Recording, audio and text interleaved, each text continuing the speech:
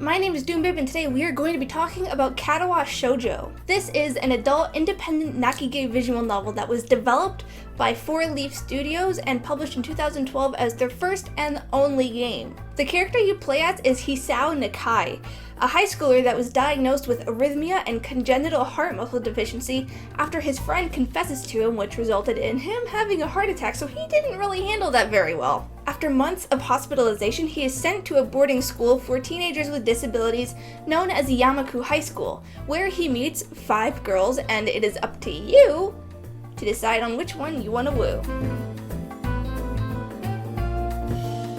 This is the best written game I have played in a long time. I honestly don't know where to start. At first, I will admit that I was relatively irritated with the characters and the way that the first chapter is laid out. Because the first chapter is very complicated and the characters are very pushy and aggressive in trying to get you to do things for them, such as a sort of project. When I say it's complicated, I mean who you end up with is entirely based off of how you act in chapter 1. There are a lot of decisions that you can make that seem insignificant at first, but they actually will push you towards a character or gain you points with someone else. So while I first started out trying to get with the really cute burned girl Hanako, I somehow ended up with the legless track star. Anyways, like I said, by the end of the first chapter, you are assigned to one of the 6 possible routes. Emi, Shizune, Lily, Rin, Kenji, and Hanako. The girls are romanceable, but Kenji's route is not, and it's actually really disturbing because you just get drunk and you end up falling off of a roof. So the game is literally romance one of these bitches or die. But this is where the writing actually started to impress me, because each route has its own story with its own vibe. They're like completely different games. While Lily's route is very calm and mature, which was actually my least favorite because it was kind of boring, Hanako's was very sad. Emi's is playful and childish, and Shizune's is a very competitive romance. And Rin's was just downright depressing. The main character himself doesn't change between routes. He stays the same person with his own ideals. However, there is a definite change in atmosphere based off of each route. It's almost like you play one game in one character's arc, and then all of the other games are just sort of like sequels to each other. And while this is known to be a sad game, as one of the genres it is classified under is nakige, which I'm probably not pronouncing right, the type of sadness differs between each arc. The best example of this would be to compare Hanako's and Rin's arc, because Hanako's arc is it's sad and it's a tearjerker, and you have this overwhelming need to protect this damaged, frightened girl. With Rin, there's a feeling of loneliness and a lack of understanding that actually affected me in a way where I was incredibly depressed, but I couldn't cry, and it was weird because crying usually makes me feel better. Now, that is not to say that this is just a tearjerker game. There are plenty of moments that are funny or agitating to lighten the mood for you when it gets a little too upsetting or it's too serious for too long.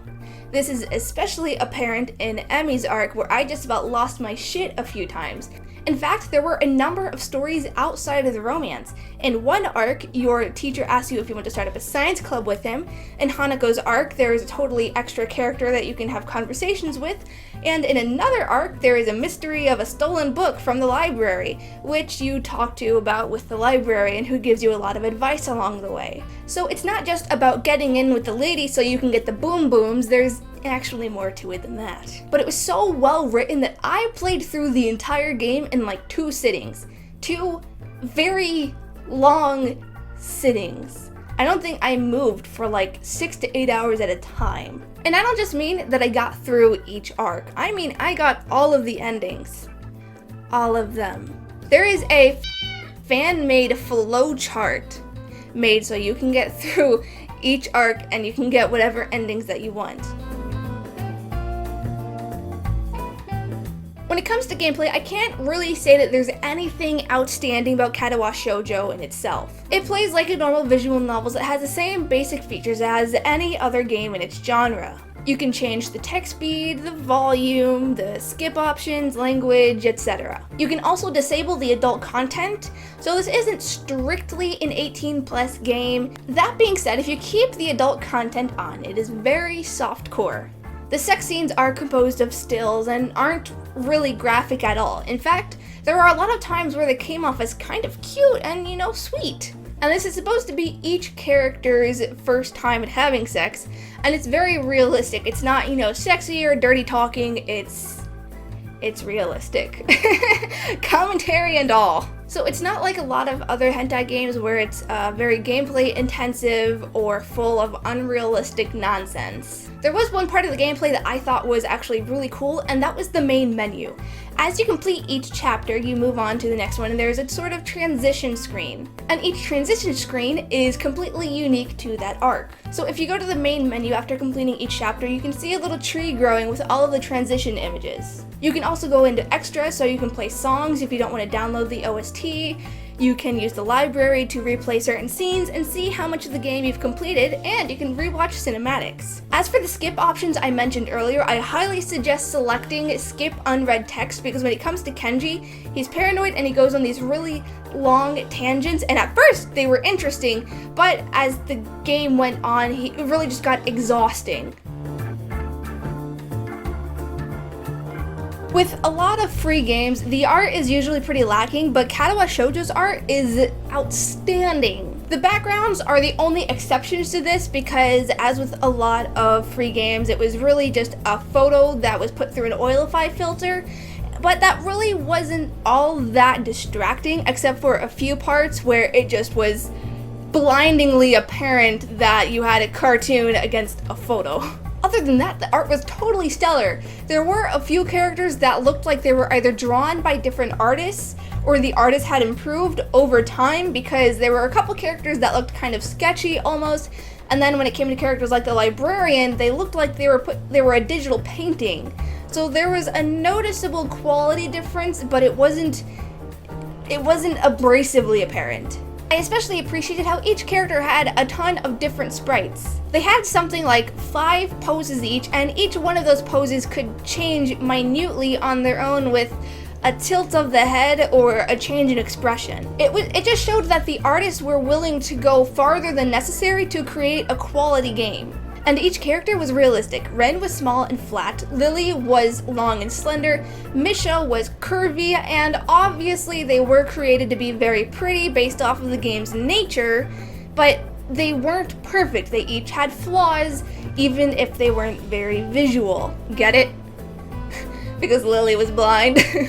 Anyways, my favorite part about the visuals was how each character had their special moments with very extravagantly made illustrations. And I'm not just talking about the sex scenes, but I'm talking about their just cute romance scenes as well. There were also cinematics, and when it came to the cinematics, I really wanted to like them, but they just felt too out of place. I mean, the animated parts were very good, the cinematics were amazing, but it just didn't feel right. I mean, there was all of this motion in what was pretty much a very static game, so it just felt very out of place. It didn't feel like it belonged there. I do give them credit for going the extra mile to give the game that oomph, though.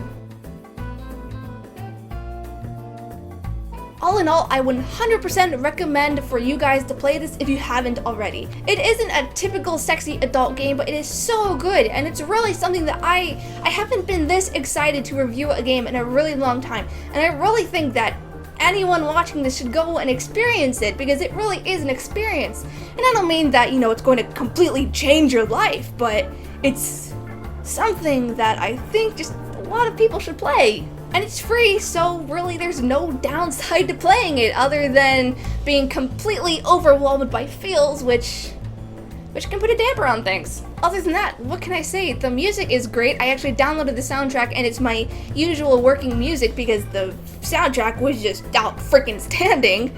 And you know, the art was also pretty damn good. Anyways, those are my thoughts on Katawa Shoujo. Have you played it? Is Shizune the type of person that would bring out your competitive side? Let me know in the comments below. Otherwise, happy unbirthday, and I'll see you later. Bye! For me to remember all of the names of everyone, and really I couldn't pronounce their names, so that just made it that much harder. So I just gave up on trying to remember their names, and I went off of what they wore or whatever was completely different from the last. There's the sexy minx that can teach you how to loosen up, the gamer that likes sticking to rules and regulations, the bad boy musician, the artist that will get you to embrace your creativity, the laid back hippie that loves animals.